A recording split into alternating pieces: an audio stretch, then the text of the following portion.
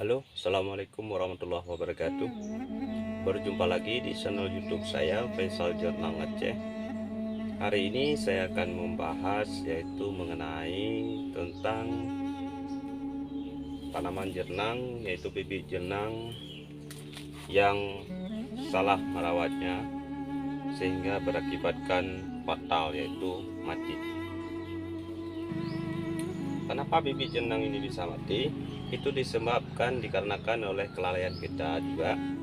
Yang pertama yaitu atap yang kita pakai itu dengan plastik putih, sehingga plastiknya terjadi bolong. Dengan bolongnya itu sehingga udara yang ada di luar masuk semuanya ke dalam di tempat sungkup ini, sehingga menyebabkan bibit yang baru kita sebai ini kita pindahkan ke polybag sehingga mengalami stres.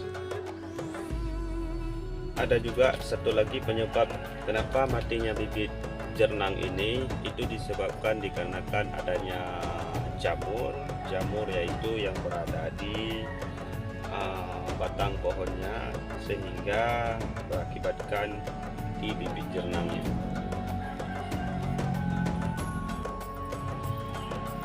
Dan saya ingatkan kepada yang pemula yang budidaya jernang, mulai dari pembibitannya, kalau mau disungkup bibit jernangnya harus dikontrol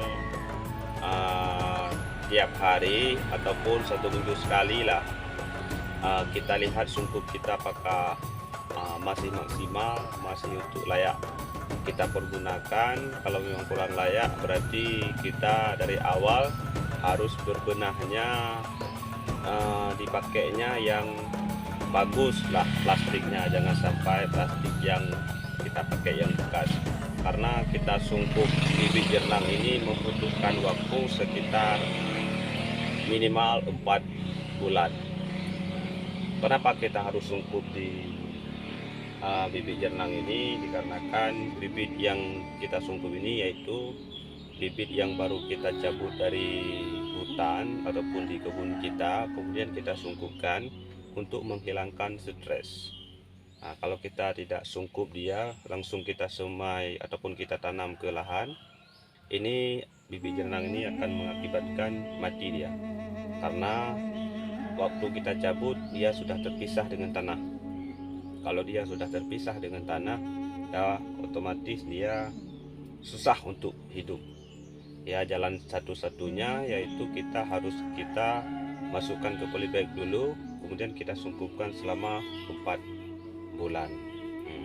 Sesudah kita sungkup 4 bulan baru bisa kita pindahkan ke lahan kita. Ya, untuk sekian dulu para petani jernang di seluruh Indonesia, semoga yang saya berikan ilmu video ini bisa bermanfaat untuk saya sendiri dan untuk rekan-rekan kita yang ada di seluruh Indonesia. Namun yang belum subscribe video kita, jangan lupa subscribe, like dan share agar petani jernang di seluruh Indonesia bisa tahu bagaimana kita merawat bibit jernang yang bagus. Cukup sekian. Assalamualaikum warahmatullahi wabarakatuh.